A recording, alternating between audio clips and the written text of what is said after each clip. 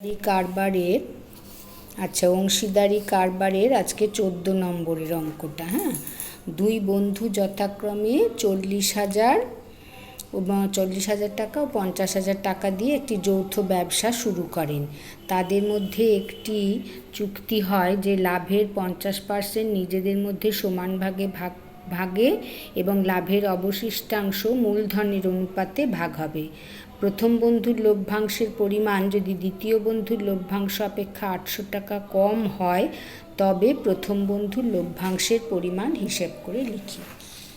আচ্ছা, এখানে একটা কথা প্রথমেই বলি যে কোনো অঙ্কই করি না কেন, অঙ্কটাকে আগে ভালো করে পড়তে হয়, পড়ে বুঝতে হবে যে কি কি তথ্য দেওয়া আছে আর কি কি আমাকে বার করতে হবে। হ্যাঁ, যে কোনো অঙ্কটাতে, এইটাতে বলছি না, কি কি তথ্য দেওয়া আছে সেটা আগে মাথায় ঢুকিয়ে নেব আর তারপরে আমাকে কি কি বার করতে হবে।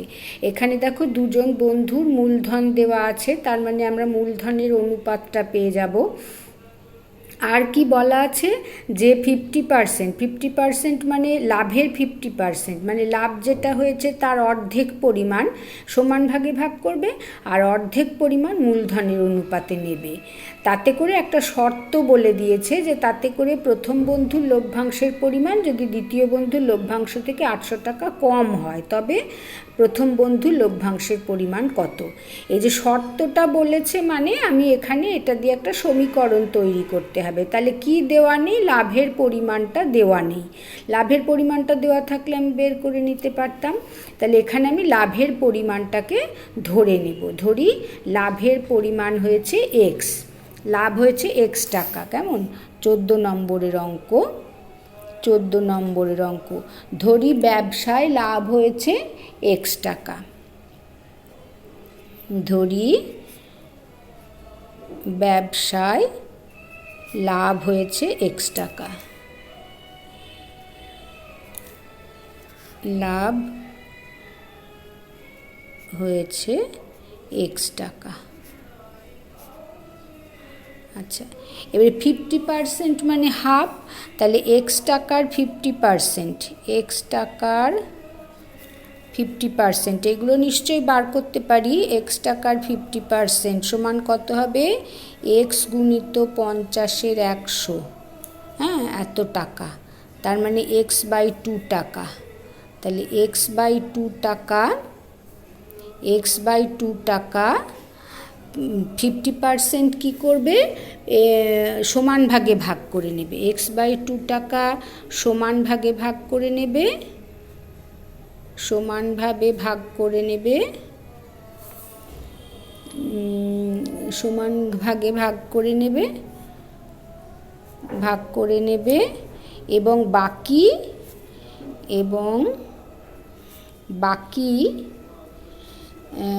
50% মানে বাকি অর্ধেক, বাকি এক্স বাই 2 টাকা মূলধনের অনুপাতে নেবে,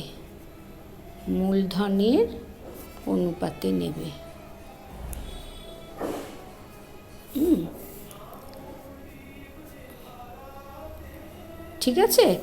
এবারে মূলধনের অনুপাতটা বার করি, দিয়ে এখান থেকে এক্সের নিরিখে বার করি কত টাকা লাভ হচ্ছে। আচ্ছা, তাহলে তাদের মূলধনের অনুপাত সমান, তাদের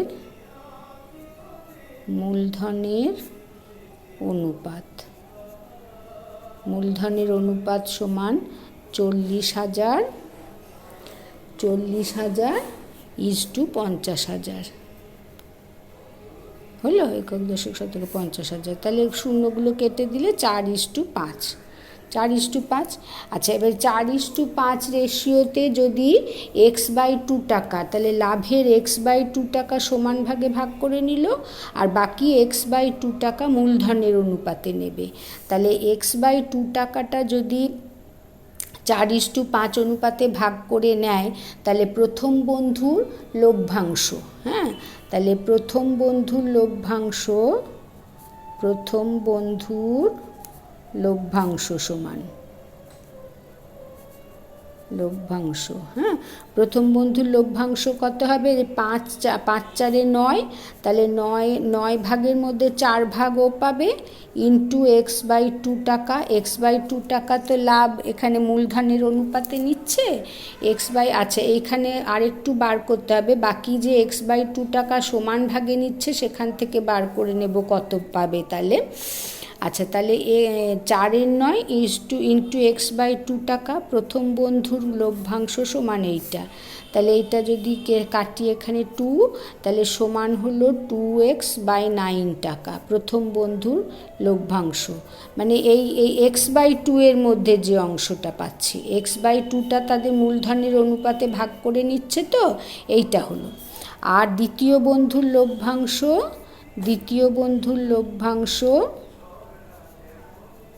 লভ্যাংশ সমান, মানে x/2 টাকার মধ্যে আর কি, যেটা মূলধনের অনুপাতে নিচ্ছে সেটার মধ্যে বার করছি। হ্যাঁ, দ্বিতীয় বন্ধুর লভ্যাংশ হলো 5/9 গুণিত x/2 টাকা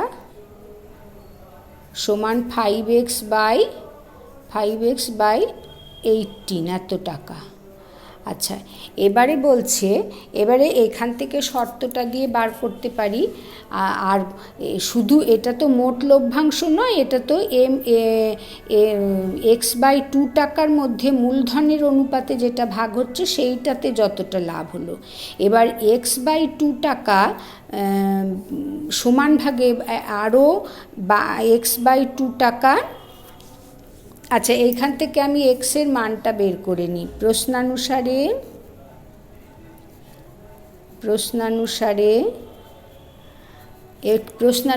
কি বলেছে? প্রথম বন্ধুর লভ্যাংশের পরিমাণ যদি দ্বিতীয় বন্ধুর লভ্যাংশ অপেক্ষা 800 টাকা কম হয়, তাহলে দ্বিতীয় বন্ধুর লভ্যাংশ কত? 5x/18। প্রথম বন্ধুর লভ্যাংশটা কম, তাহলে দ্বিতীয় বন্ধুর লভ্যাংশ থেকে যদি প্রথম বন্ধুর লভ্যাংশটা বিয়োগ করি, তাহলে সেইটা 2x/9 ইজ ইকুয়াল টু 800। প্রথম বন্ধুর লভ্যাংশের পরিমাণ যদি দ্বিতীয় বন্ধুর লভ্যাংশ থেকে 800 টাকা কম হয়, তাহলে এইটা হলো প্রশ্নানুসারে, এইটা হলো আমার সমীকরণটা। তাহলে এখান থেকে এক্সের মান বের করি, এখানে 18 হলো, 18 মানে 5x minus 4x is equal to 800, এটা বিয়োগ করলে x হয়, x ইজ ইকুয়াল টু 18 গুণিত 800 এত টাকা। আচ্ছা, এবারে কিন্তু আমাকে কি চেয়েছে, যে প্রথম বন্ধুর লভ্যাংশের পরিমাণ কত। এবার লভ্যাংশের পরিমাণ কিন্তু এইখানে দেখো যে এইটা তো এইখান থেকে হলো x ইজ ইকুয়াল টু এটা পেলাম। এবারে x/2 বাকি x/2 টাকা তারা দুজনে সমান ভাগে ভাগ করে নিয়েছে, তারা দুজনে সমান ভাগে ভাগ করেছে, সমান ভাগে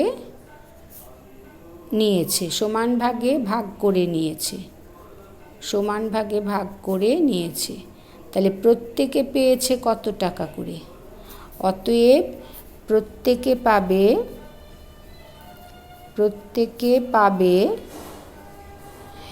x/2/2, তার মানে x/4 টাকা। এখন আমি এক্সের মান পেয়ে গেছি, তাহলে প্রত্যেকে পাবে কত? সমান 18 গুণিত 800/4 এত টাকা। তাহলে এখানে 4 200, তাহলে 18 দুগুণে 3600 টাকা। 3600 টাকা করে একটা x/2, একটা হাফ, পুরো লাভ যদি x ধরেছি, তাহলে একটা হাফ থেকে প্রত্যেকে পেয়েছে 3600 টাকা। আর আমাকে শুধু প্রথম বন্ধুর লভ্যাংশ চেয়েছে, আর বাকি x/2 থেকে প্রথম বন্ধুর লভ্যাংশ হচ্ছে এক্সের মান এইটা, প্রথম বন্ধুর লভ্যাংশ। অতএব প্রথম বন্ধুর মোট লভ্যাংশ সমান, এইখানে তোমার যে 2x/9 মানে 3600 টাকা তো এইখান থেকে পেলো। ধরো এটা আমি আগে বার করে নিলাম, এখানে x/4 প্লাস 2x/9 2x/9 হলো। এই যে প্রথম বন্ধুর লভ্যাংশ এটা ছিল, এবার এখানে এক্সের মানটা বসাই, টাকা। x/4 এরটা বার করে নিয়েইছি আগে 3600, এবার এইটার থেকে বার করি 2 গুণিত x মানে 18 গুণিত 800, 800/9 এত টাকা। হ্যাঁ, তাহলে সমান এটা 9×2, তাহলে 3600 প্লাস এটা 2 দুগুণে 4, 8 4-এ 3200, 3200 এত টাকা। আচ্ছা, 3200 এত টাকা, তার মানে কত হচ্ছে 6 2 8 3 3 6, 6800 টাকা। বুঝতে পেরেছি না পারলাম না বলো? প্রথম বন্ধুর, তাহলে আমাকে বলেছে প্রথম বন্ধুর লভ্যাংশ, তাহলে প্রথম বন্ধু প্রথম x/2 থেকে পেয়েছে 3600 টাকা, আর যে x/2 অংশটা তাদের মূলধনের অনুপাতে ভাগ করে নিল সেখান থেকে পেয়েছে 3200 টাকা। তাহলে প্রথম বন্ধুর মোট লভ্যাংশ হলো 6800 টাকা। বুঝতে পেরেছি? এইটাই হলো অঙ্কটা। এই পর্যন্তই থাকলো, পরের দিন পরেরটা হবে।